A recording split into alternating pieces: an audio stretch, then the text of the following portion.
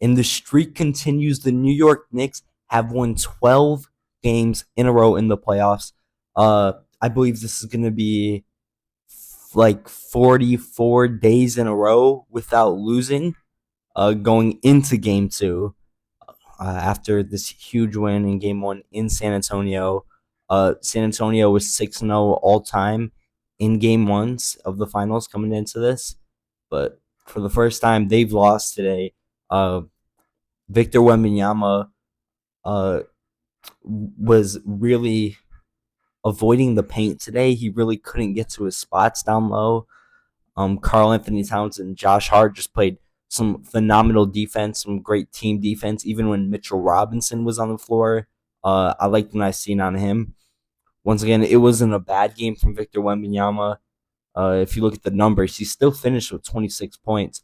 It wasn't efficient at all, with neither star being really efficient today. Jalen Brunson had 30 points, but on 31 shots, which he he didn't even get to the line too much. He made 12 field goals today.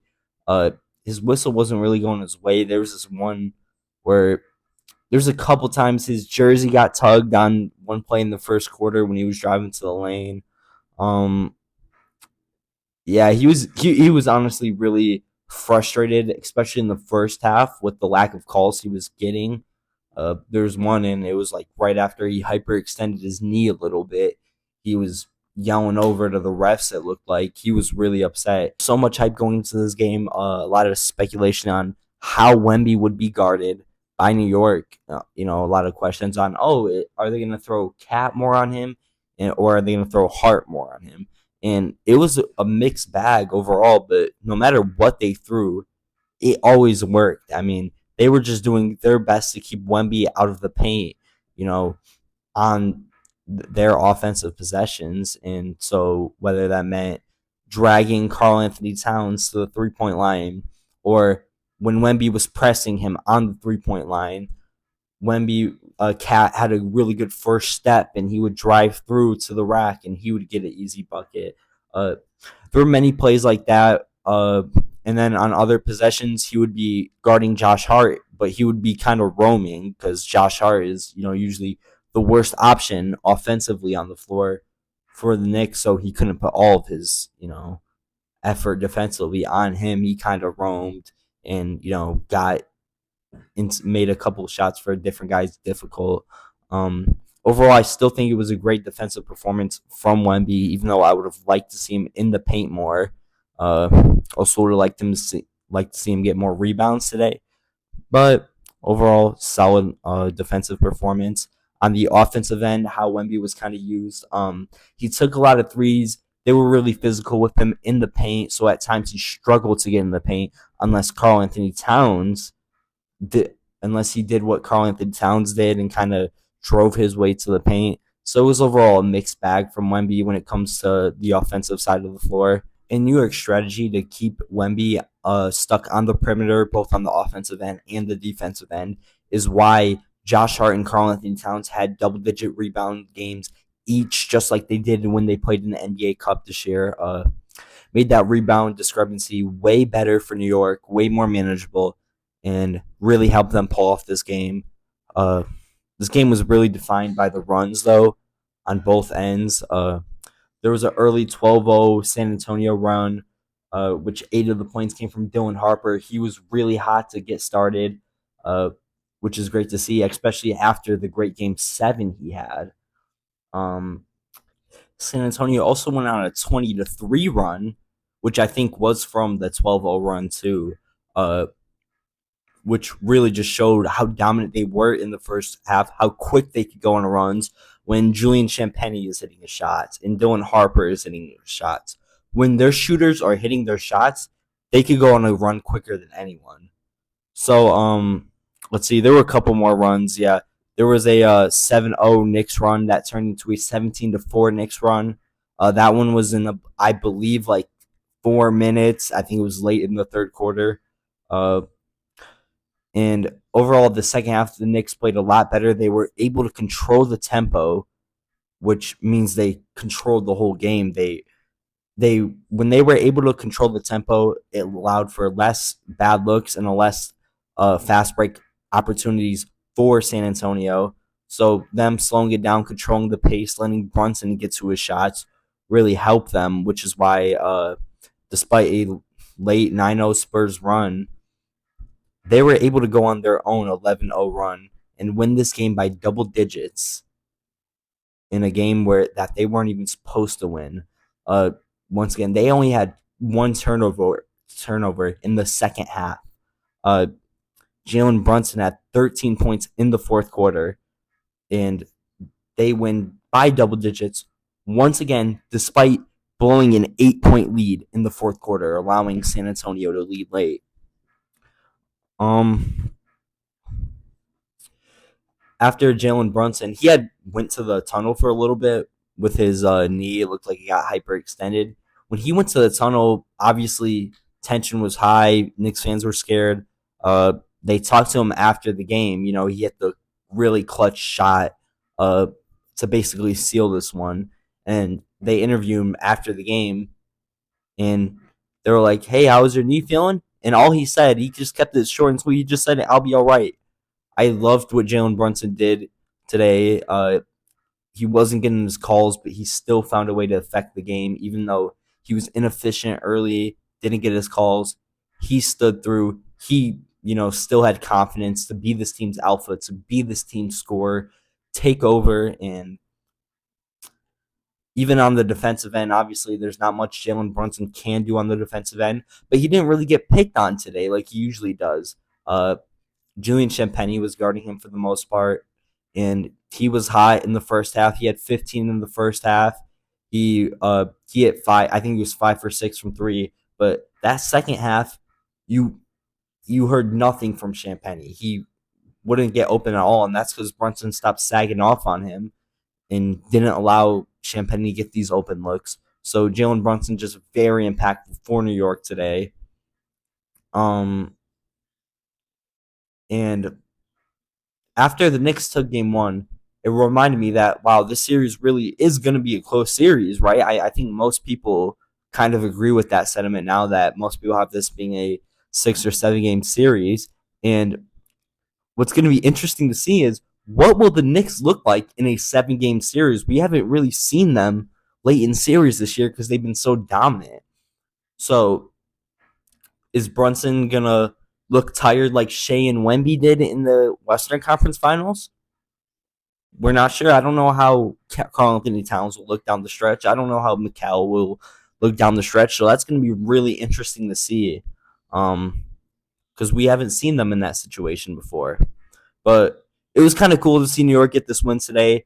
I know a lot of people wanted to see the Spurs team face some adversity on their way to a championship, as they've been so dominant in only their first postseason run. And adversity always adds to a story. So if you look at it, either way, we're getting, the champion getting adversity, or we're just seeing an upset in general with the Knicks winning. But it was just such a great game one. I really think Mike Brown just outcoached Mitch Johnson today. Just in the way that Wemby was used. Wemby took a lot of threes today. Probably shouldn't have if you wanted to, close out more on the offensive boards.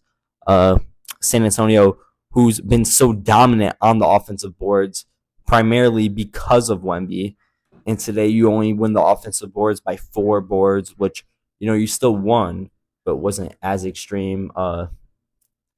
Once again, the Knicks did a great job at controlling the pace, which allowed San Antonio for the first time not to dominate the fast break points like they did all series with OKC. Speaking of things San Antonio dominated in the Western Conference Finals, we got to talk about early in the game.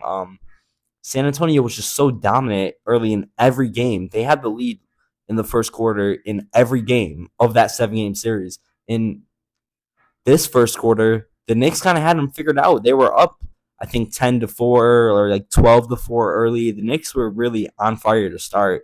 So once again, it shows why they're different than OKC. But man, this series, if it taught me anything, It's that this series is going to be so unpredictable and so fun. I can't wait to see what adjustments are made in game two. You got to wonder if De'Aaron Fox is going to start again. He's really struggled. He struggled against OKC, and he's struggling early against New York. So, in Dylan Harper, obviously having the series, he is off the bench. You wonder if he's earned his way into a starting role. I know that's hard to commit to with all the money you're paying De'Aaron Fox, but you also have to remember Dylan Harper is a second overall pick. You're investing heavy in him too. So I think there's a real realistic chance, that happens. I know it might feel a little disrespectful to De'Aaron Fox for someone with his talent to be coming off the bench, but we'll see what happens in game two, what adjustments are made. And honestly, I expect Wemby to get to the paint more. I expect San Antonio to throw everything at Jalen Brunson for game two, and for them to say basically anybody but Brunson can beat us. Uh, I think Stefan Castle said in the post game interview that too. He kind of said there were points in this game where it was like, uh, let anybody but Brunson take the shot.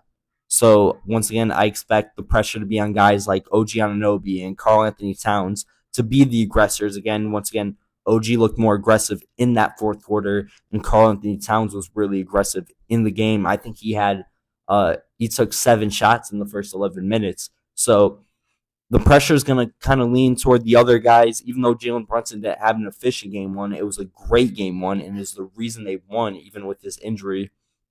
So I'd like some of the pressure taken off Jalen Brunson with his injury as well to take on less of a scoring load in game two, which is what I expect. I expect Karl Anthony Towns to probably take more shots, Mikal Bridges to be more aggressive, even Jose Alvarado, who was good off the bench today, Miles McBride. I expect a lot of more shots from those kinds of guys. For San Antonio, yeah, I just expect Wemby to get to the paint more often, be more aggressive down low, maybe try more drives on Karl Anthony Towns like Towns tried to do to him early in the game. Another thing that stood out to me was San Antonio's players' confidence going into game two. They talked to Victor Wembanyama. He said he's not worried in the slightest bit, and that's putting all the pressure on them to win game two and win the series. He talked about how they were down before. I think Stefan Castle, had the same sentiment about it. He was talking about how he wasn't really worried about how they already faced adversity this postseason.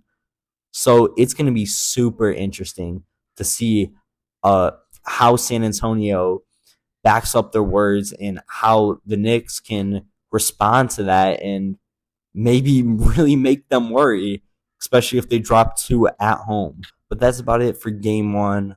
Once again, sorry this video is coming a little bit late, the day after. I kind of had family over, so I couldn't record for game one, but expect to record right after game two. We got a couple off-season videos planned. I will be doing my top 100 players in the NBA list. I'll also be doing off-season predictions, mock drafts, and just all sorts of off-season content. Even I plan on dabbling a little bit into like historical NBA content, NBA story times. So just stay tuned for this off-season.